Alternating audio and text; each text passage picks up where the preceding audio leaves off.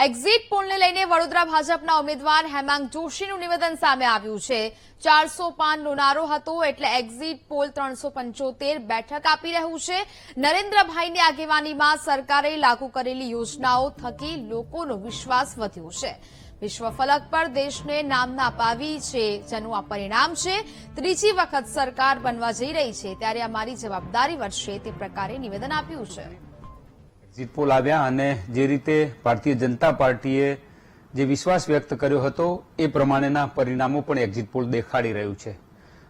335 થી 365 સુધીની બેઠકો ભાજપને મળી રહી છે, એવી પણ એક્ઝિટ પોલની અંદરથી વિગતો બહાર આવી રહી છે।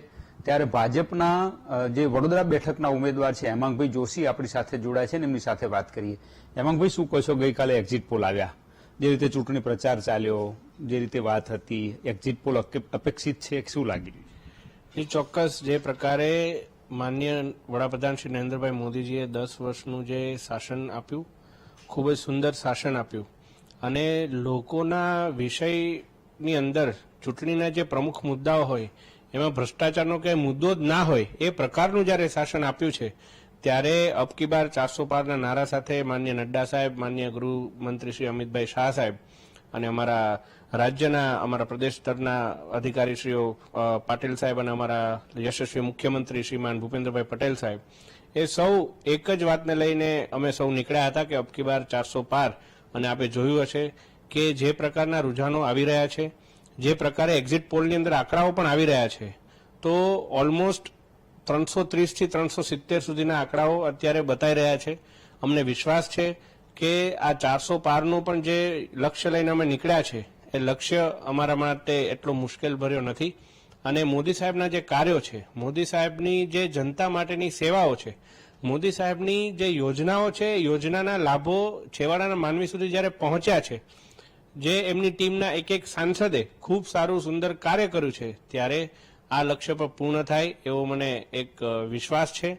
અને ફરીથી જે અત્યાર સુધી ચૂંટણી સુધી વિપક્ષ હમ સાથે લઈને નીકળ્યા હતા અને ચૂંટણી પતી અને હવે હમ આપ કે કોણ કરી રહ્યા છે, હું માનું છું કે જેવી ચૂંટણીના પરિણામો આવશે એના એક જ મહિનાની અંદર અકેલે હમ અકેલે તુમ કરી અને એ લોકો પોતપોતાના રસ્તે પાછા ગુમ થઈ જવાના છે।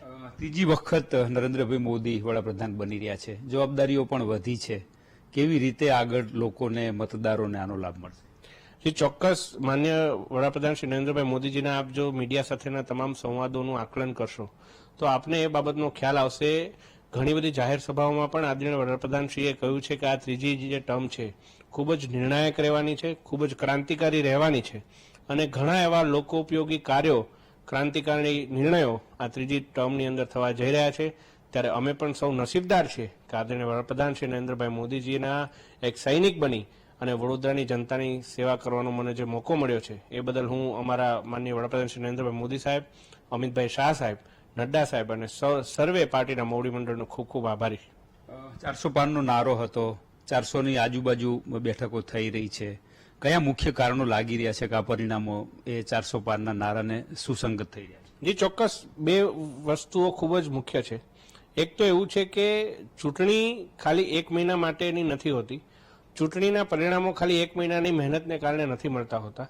ચૂંટણીની અંદર જે પ્રકારે પાછલા વર્ષોમાં આપે જે કામ કર્યું હોય એના ઘણા બધા રિફ્લેક્શન્સ, એના બધા આપણે કહી શકાય કે એના બધા નિર્ણાયક પરિબળો ચૂંટણીના પરિણામમાં જોવા મળતા હોય છે।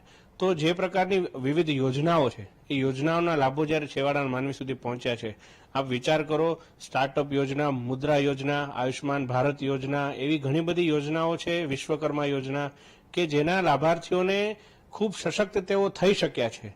અને એવું જ આપણી લખપતિ દીદી યોજના, એવી ઘણી બધી યોજનાઓ એવા છે કે જેનાથી લોકોનું ઘરની અંદરનો પરિવર્તન આવ્યું છે, માહોલમાં પરિવર્તન આવ્યું છે, આર્થિક પરિસ્થિતિમાં પરિવર્તન આવ્યું છે।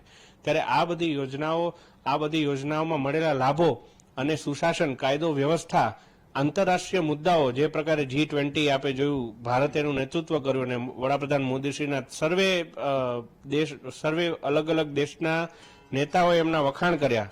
આ પ્રકારનું જ્યારે બધું થયું હોય ત્યારે જનતા પણ આ બધું જોતી હોય છે। જે પ્રકારે ભારતને વિદેશમાં હવે જે પ્રતિષ્ઠા મળી રહી છે, ગૌરવ મળી રહ્યું છે, આ બધી વાતોને લઈ અને ભારતનું સ્વાભિમાન વધારનાર આપણા આદરણીય વડાપ્રધાન મોદીજીને જનતાએ ફરી આ તક આપી છે. જો હેમાંગભાઈ કહી રહ્યા છે સ્પષ્ટ રીતે કે ભારતીય જનતા પાર્ટી નરેન્દ્રભાઈ મોદીની સરકારે જે 2 ટર્મમાં શાસન કર્યું એના જે પરિણામો સ્વરૂપ આ 400ની આજુબાજુ બેઠકો મળી રહી છે. આગામી સમયમાં પણ લોકોને, નાગરિકોને, મતદારોને વધારેમાં વધારે લોક ઉપયોગી કાર્યો થાય એ પ્રમાણે સરકાર આગળ વધશે. ત્યારે જે એક્ઝિટ પોલના જે અંદાજો છે, જે તારણો છે એ એકદમ નજીક આવી રહ્યા છે એવું પણ માની રહ્યા છે. કેમેરામેન કિશોર ક્ષીરસાગર સાથે માનુ ચાવડા, વીટીવી ન્યૂઝ, વડોદરા.